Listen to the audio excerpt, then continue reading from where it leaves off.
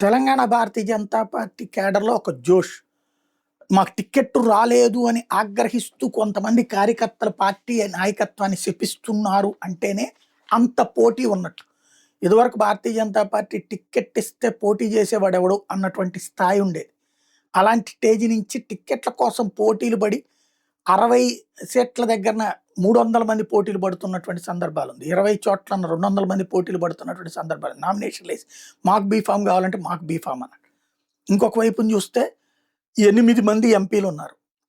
ఆ ఎంపీలు ఉన్నటువంటి ఏరియాల్లో విపరీతమైనటువంటి కాంపిటీషన్ ఉంది. గట్టిగా ఫైట్ చేస్తున్నారు. ఇంకో పక్కన 8 మంది ఎమ్మెల్యేలున్నారు. నిర్మల్ లాంటి చోట్లనైతే అసలు ఎంఐఎంకి, బీజేపీకి పోటీ అన్నటువంటి పొజిషన్ ఉంది. అక్కడ కాంగ్రెసే ఔట్ అన్నటువంటిదుంది. ఉత్తర తెలంగాణలో భారతీయ జనతా పార్టీ బలంగా ఉన్నటువంటి పరిస్థితి కూడా ఉంది. ఓవరాల్‌గా ఈ సిట్యుయేషన్‌లో ఇప్పుడు బీజేపీకి పరీక్ష ఏంటంటే 23లో జరిగిన అసెంబ్లీ ఎన్నికల్లో నువ్వా నేనా అన్నటువంటి పొజిషన్‌లో తీసుకున్న రాంగ్ స్టెప్ బండి సంజయ్‌ని పక్కన పెట్టినటువంటి ఇంపాక్ట్ బీఆర్ఎస్, బీజేపీ కుమ్మక్కైపోయినాయి అని రేవంత్ ప్రచారం చేయడానికి ఉపయోగపడి కనీసం ఒక 20, 30 స్థానాలు గెలవగలిగినటువంటి పార్టీ కాస్త 8 అసెంబ్లీ స్థానాలకు పరిమితమైంది. 14% ఏమో ఓట్ల దగ్గరికి పరిమితమైంది. కాంగ్రెస్ అధికారంలోకి వస్తే బీఆర్ఎస్ ప్రతిపక్షంలోకి వచ్చినటువంటి పరిస్థితి. తర్వాత సీన్ కట్ చేస్తే 6 నెలలకే జరిగినటువంటి పార్లమెంట్ ఎన్నికల్లో బీఆర్ఎస్ తుడిచిపెట్టుకుపోయి బీజేపీ వర్సెస్ కాంగ్రెస్ ఒక ప్రాంతీయ పార్టీ, ఒక జాతీయ పార్టీ పోరాటం కాస్త 2 జాతీయ పార్టీల మధ్య పోరాటంలో నలిగిపోయినటువంటి పార్టీగా బీఆర్ఎస్ మిగిలిపోయింది. 8 పార్లమెంట్ అటు, 8 పార్లమెంట్ ఇటు, 1 ఎంఐఎం. చివరికి బీఆర్ఎస్ 0. అది పెద్ద షాక్.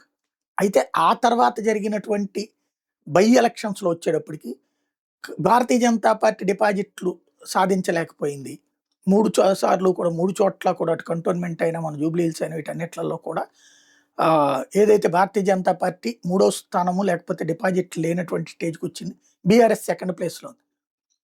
గతంలో 2014లో గానీ 14 తర్వాత జరిగిన 2 మున్సిపల్ ఎలక్షన్స్‌లో కూడా 90% విజయాలు సాధించింది బీఆర్ఎస్. అప్పుడు కాంగ్రెస్ నామమాత్రం, బీజేపీ నామమాత్రంగా ఉన్నటువంటి సిట్యుయేషన్. ఇప్పుడు పోటీ రసవత్తరంగా జరగబోతుంది. ఈ టైంలో భారతీయ జనతా పార్టీ గనక సాధించే సీట్లు కీలకం. ఇప్పుడు గనక భారతీయ జనతా పార్టీ బీఆర్ఎస్ కంటే ఎక్కువ సాధిస్తే ఇదే ప్రత్యామ్నాయ పార్టీ అవుతుందక్కడ. అలా కాకుండా ఇప్పుడు తక్కువ సీట్లకు పరిమితం అయితే బీఆర్ఎస్ వర్సెస్ కాంగ్రెస్సే మిగులుతుంది. ఏం జరుగుతుందో చూడాలి.